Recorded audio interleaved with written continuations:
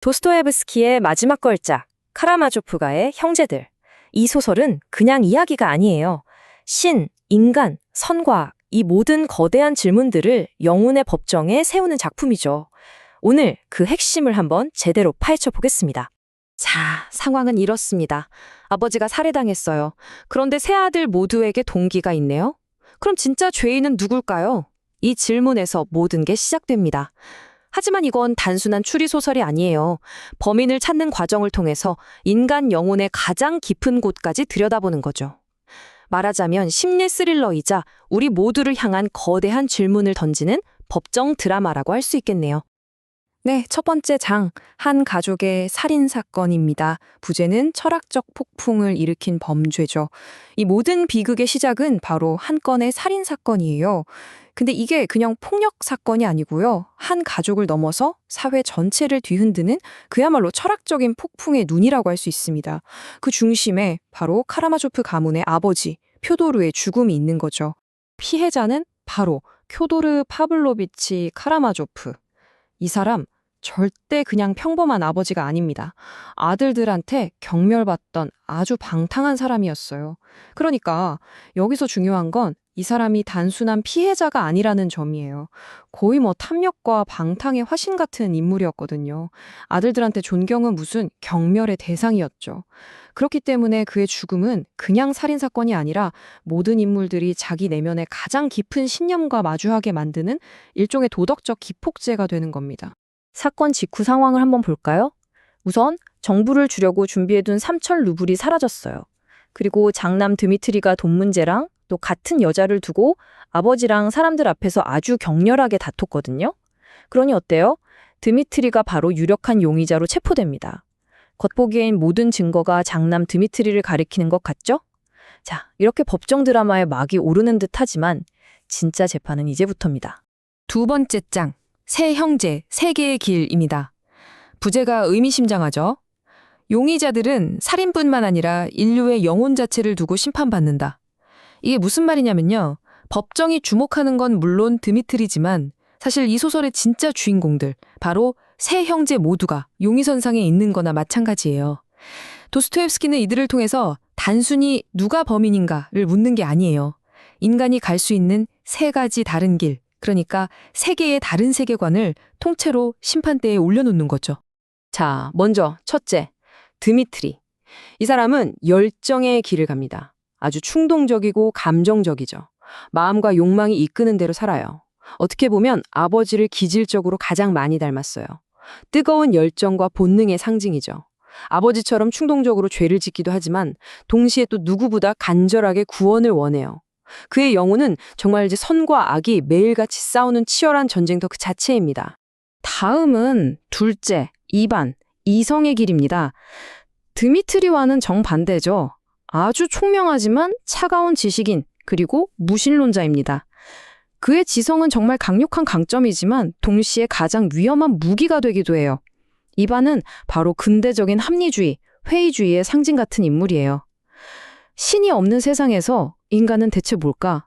그 끝에는 뭐가 있을까? 이런 걸 고뇌해야 하는 거죠. 마지막으로 막내 알료샤, 이 친구는 신앙의 길을 걷습니다. 순수한 마음을 가진 수도원의 수련 수사죠. 도스토옙스키가 이 소설에서 제시하는 영웅이자 희망이 바로 이 알료샤입니다. 드미트리의 열정과 이반의 이성, 그 혼돈 속에서 알료샤는 능동적인 사랑과 영적인 희망, 즉 신앙과 연민을 통해 구원의 길이 어디에 있는지를 보여주는 인물이에요. 자, 이제 세 번째 장, 대신문관의 질문입니다. 부제를 보세요. 누가 죽였나에서 핵심 철학 논쟁으로 넘어간다고 하죠. 맞습니다. 바로 이 지점에서 소설은 단순한 범인 찾기를 넘어서 그 진짜 심장부로 우리를 끌고 들어가요. 사실 이 살인사건 전체가 문학사상 가장 심오한 질문, 그러니까 신과 인간의 자유의지에 대한 거대한 논쟁을 펼치기 위한 하나의 거대한 무대장치였다고 봐도 무방합니다. 핵심적인 대립은 바로 이거예요. 한쪽에는 이반의 허무주의가 있습니다.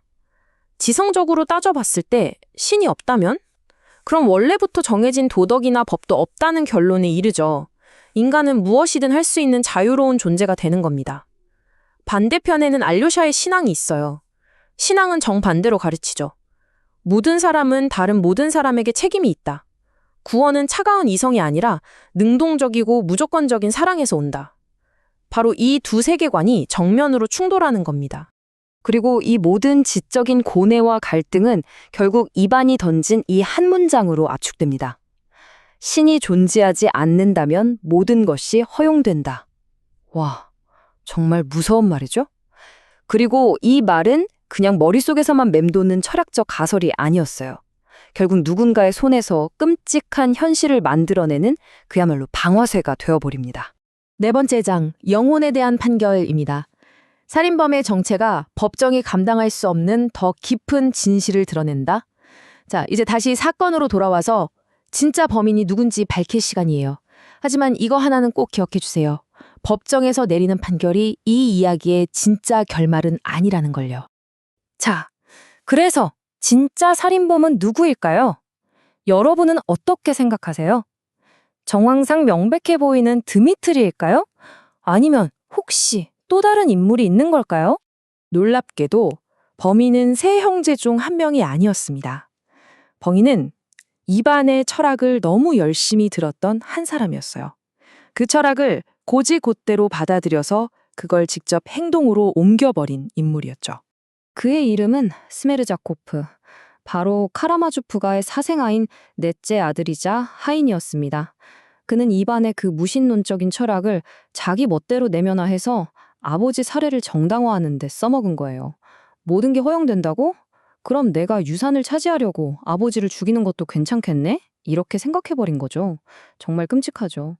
이 사상에서 살인으로 이어지는 과정을 보세요. 첫째, 이반이 모든 것이 허용된다 하는 아이디어를 던집니다. 둘째, 하인 스메르자코프가 그 말을 엿듣고 철석같이 믿어버리죠. 그리고 셋째, 스메르자코프는 그게 철학적으로 정당하다고 믿으면서 아버지를 살해합니다. 바로 이거예요. 이게 바로 이 소설이 고발하는 책임의 연쇄입니다. 머릿속에 있던 추상적인 생각이 어떻게 현실에서 왜곡돼서 끔찍한 살인 무기가 될 수 있는지를 정말 똑똑히 보여주는 대목이죠. 그래서 이들의 진정한 판결은 어떻게 났을까요? 이 표를 보면 정말 기가 막힙니다.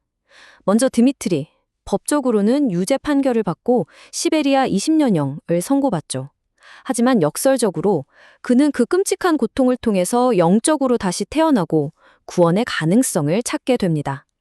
반면 이반은요? 법적으로는 무죄예요. 하지만 내가 지적인 살인자다라는 그 죄책감에 짓눌려서 결국 정신이 붕괴되고 맙니다. 마지막으로 진짜 범인인 스메르자코프. 기소조차 되지 않아요. 하지만 그는 이반을 공범으로 지목하고는 절망 속에서 스스로 목숨을 끊죠. 보세요. 법정의 판결과 영원의 판결이 이렇게나 다릅니다. 정말 놀라운 아이러니죠? 자, 이제 마지막 장입니다. 도스토옙스키의 영원한 유선. 왜 이 19세기 소설이 지금까지도 가장 중요한 책 중 하나로 남아있는 걸까요? 이 복잡하게 짝이 없는 가족 드라마가 도대체 오늘날 우리에게 어떤 의미가 있는 걸까요? 무려 140년이 넘는 시간입니다. 이 긴 세월 동안 이 소설은 끊임없이 새로운 독자들에게 너는 어떻게 살 것인가 라는 도전을 던져오고 있는 거죠.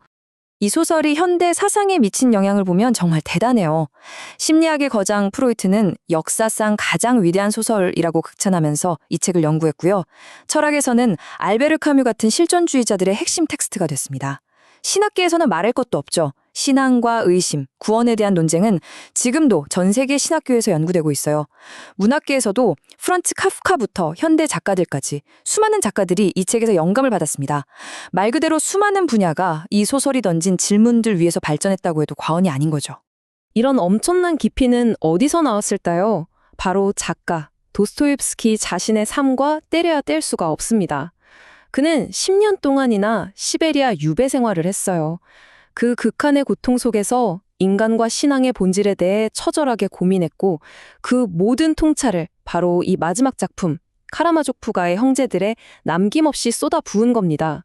사실 도스토옙스키는 속편을 계획했었다고 해요. 하지만 완성하지 못하고 세상을 떠났죠. 그래서 주인공 알료샤가 앞으로 어떻게 세상을 살아갈지에 대한 다음 이야기는 영원히 미완으로 남게 되었습니다. 어쩌면 그 마지막 장을 쓰는 건 이제 우리의 몫이 아닐까요? 이 질문은 우리 모두에게 던져진 셈입니다. 드미트리의 열정, 이반의 이성, 그리고 알료샤의 신앙. 이 세 개의 길 위에서 만약 당신의 삶이 그 마지막 장이라면 당신은 어떤 이야기를 써내려 가시겠습니까?